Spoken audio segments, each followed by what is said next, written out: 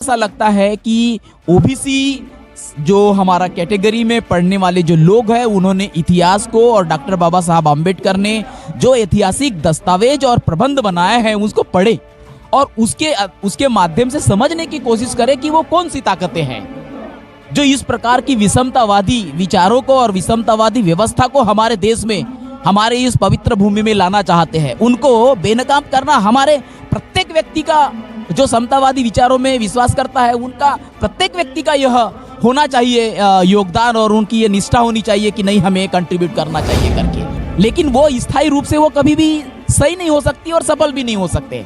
हमें तो अपने राह पे आगे बढ़ते रहना है, हमें तो आशावादी रहना है और हमें इस समाज को अच्छा बनाना है, इसी में विश्वास हमको करना है। क्या मानते हैं सर कि इस देश को एक संवैधानिक भारत बनाने के लिए कौन सी ऐसी विचारधारा है जिसके माध्यम से ये देश और इस देश खासतौर पर जो ओबीसी समाज है इसको अपने अधिकार मिल सके? अगर कोई भी ऐसी विचारधारा जो यह कोशिश करती होगी कि नहीं हम एक दूसरे लोगों के ऊपर राज करते रहेंगे, उसके लिए एन केन प्रकार कुछ भी करते रहेंगे, तो ये इस प्रकार की विचारधारा मानवता के लिए बहुत ही घातक है और ये इतिहास से हमको सीखना चाहिए। इस तरीके बात सिर्फ राजनीतिक मुद्दों और राजनीति की नहीं है, बात है हमारे समाज की और हमारे देश की। और राजनीति जो है वो उसका सिर्फ हिस्सा है। राजनीति ही सारी की सारी देश की जो डेस्टिनी है वो तय नहीं कर सकती है।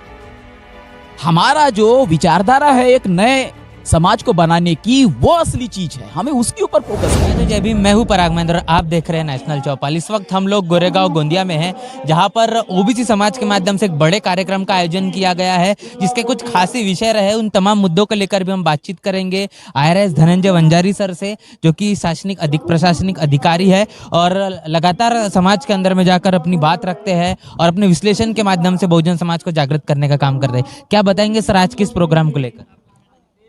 मुझे बहुत ही अच्छा लगा इस प्रोग्राम में आके आज, और जो समाज के कल्याण के के लिए जो विचारधारा समाज के कल्याण को आगे ले जाने के लिए है और होनी चाहिए, उसके ऊपर यहाँ पर बात हुई। और यहाँ पे ओबीसी सेवा संघ के माध्यम से यह जो प्रोग्राम किया गया है, मुझे बहुत अच्छा लगा कि इस प्रकार के प्रोग्राम समाज में एक नई चेतना जो है कॉन्स्टिट्यूशनल कल्चर के लिए, एक इगालिटेरियन कल्चर के लिए, so this is very much needed because the kind of environment that we are witnessing, जो हम देख रहे हैं समाज में, that is not good for the country, it is not good for the nation। और इसीलिए इस तरीके का जनमानस में ग्राउंड लेवल पे जाके सारी चीज़ों को बताना, यह आज इम्पेरेटिव है, आज की नीड है हमारे समाज के लिए कि जिस तरीके का समाज हम देखना चाहते, जिस तरीके का देश हम देखना चाहते, आखिर वो जो सपना है, वो जो वैल्यूज़ है, लोगों को पता ही नहीं चलेगा और मीडिया कुछ तो भी परोस रहा है जो चीज़ें हमारे समाज और हमारे देश के लिए ठीक नहीं है। और ये ग्रामीण अंचलों में जाके ग्राउंड लेवल पे जाके बताना, ये आज का तकाजा है।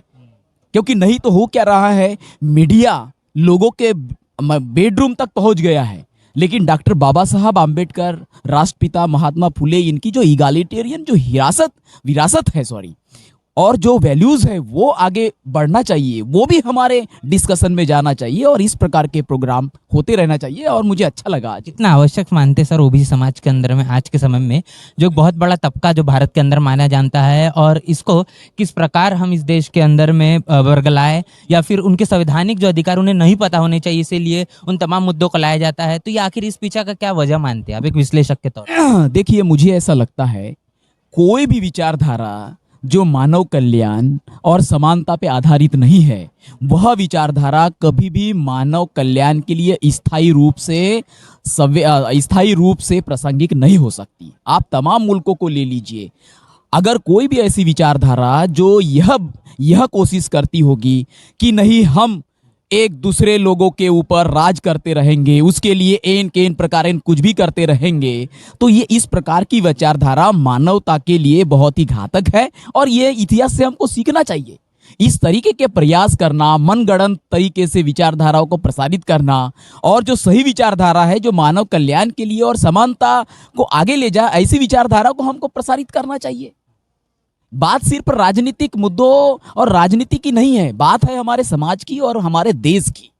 और राजनीति जो है वो उसका सिर्फ हिस्सा है। राजनीति ही सारी की सारी देश की जो डिस्टिनी है वो तय नहीं कर सकती है।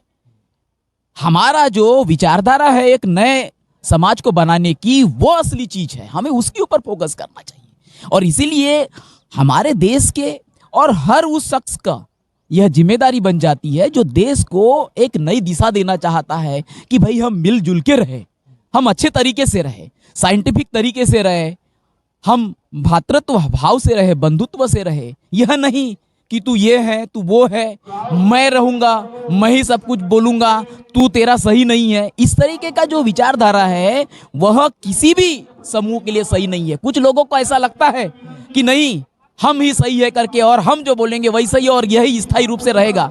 मुझे लगता है कि ये अपने पैरों पे कुल्हाड़ी मारना है। सर हम देख रहे हैं कि जैसे कि आपने अपने भाषण के अंदर में भी एक बात कही, हिंदू राष्ट्र को लेकर यहाँ पर एक बहुत बड़ा मुद्दे को लेकर छेड़ा गया है। और हम देखते हैं कि जहाँ पर मानवतावादी विचारधारा के देश के अंदर हम बात करेंगे, जहाँ पर विषमतावादी विचारधारा की भी बात लगातार चल रही है, तो ऐसे में क्या ये विषमतावादी विचारधारा का जो पलड़ा बहुत भारी दिख रहा है, क्या इनकी जो मंशा है कहीं ना कहीं सफल हो पाएगी, क्या लगता है आपको? नहीं, मुझे सिर्फ मेरे देश और समाज की चिंता है। मैं और आप सब लोग जो समतावादी विचारों में विश्वास करते हैं, जो संविधान के अनुसार वसूलों को आगे ले जाना चाहते हैं, हमको तो वही कार्य करना है।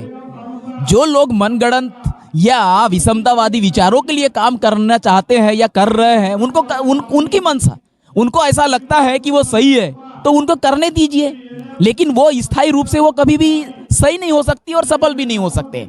हमें तो अपने राह पे आगे बढ़ते रहना है, हमें तो आशावादी रहना है और हमें इस समाज को अच्छा बनाना है, इसी में विश्वास हमको करना है। क्या मानते हैं सर कि इस देश को एक संवैधानिक भारत बनाने के लिए कौन सी ऐसी विचारधारा है जिसके माध्यम से ये देश और इस देश का खासतौर पर जो ओबीसी समाज है इसको अपने अधिकार मिल सके? मुझे ऐसा लगता है कि आप जब से हमारा इतिहास हम पढ़ते आ रहे हैं, जब से हमारे इतिहास का संदर्भ मिलता है, उसमें आपने देखा होगा कि ऐसी भी विचारधारा इस देश में काम करती रही है जो लोगों में विषमता लाती है, एक ही वर्ग को बार बार सत्ताधारी बनाने की वो जद्दोजहद करती रहती है, और इसके खिलाफ में तमाम रिवॉल्यूशंस हमारे महापुरुषों ने किया है। मुझे ऐसा लगता है कि बाबा साहब आम्बेडकर ने तमाम इस प्रकार की जो कंस्ट्रक्शंस थे पहले जाति और ये सब मिलके, उसको बाजू में रख के एक अलग यानी एक परिभाषा दी है जिसको ओबीसी कहा जाता है। और मुझे ऐसा लगता है कि ओबीसी जो हमारा कैटेगरी में पढ़ने वाले जो लोग हैं, उन्होंने इतिहास को और डॉक्टर बाबा साहब आम्बेडकर ने जो ऐतिहासिक दस्तावेज और प्रबंध बनाए हैं उसको पढ़े और उसके माध्यम से समझने की कोशिश करें कि वो कौन सी ताकतें हैं जो इस प्रकार की विषमतावादी विचारों को और विषमतावादी व्यवस्था को हमारे देश में, हमारे इस पवित्र भूमि में लाना चाहते हैं। उनको बेनकाब करना हमारे प्रत्येक व्यक्ति का, जो समतावादी विचारों में विश्वास करता है, उनका प्रत्येक व्यक्ति का यह होना चाहिए योगदान, और उनकी ये निष्ठा होनी चाहिए कि नहीं हमें कंट्रीब्यूट करना चाहिए करके। हमें ऐसा नहीं मान के चलना चाहिए। ये जो पूरा के पूरा जो काल है, हम जिस काल में पैदा हुए हैं, वो भी एक इतिहास का पल है, हमें इसको समझना चाहिए। ऐसा नहीं है कि आज जो है वो यही सब कुछ है करके, और ये जो पहले जो था वैसा, ऐसा नहीं है। It's a part of a long history, it's a part of a trajectory. Now आगे में हम किस तरीके से इतिहास को समझते हुए और इतिहास से सबक सीखते हुए हमको अपने देश को किस तरीके से बनाना चाहिए ताकि हमारा फोकस पूरा की पूरा मानव के ऊपर रहे।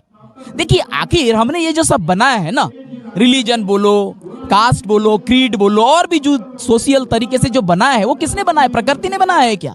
प्रकृति तो एक सिमेट्री में विश्वास करती है, प्रकृति समतावादी विचारों में विश्वास करती है, और वही विचार हमारे समतावादी विचारकों ने दिए हैं, महापुरुषों ने दिए हैं।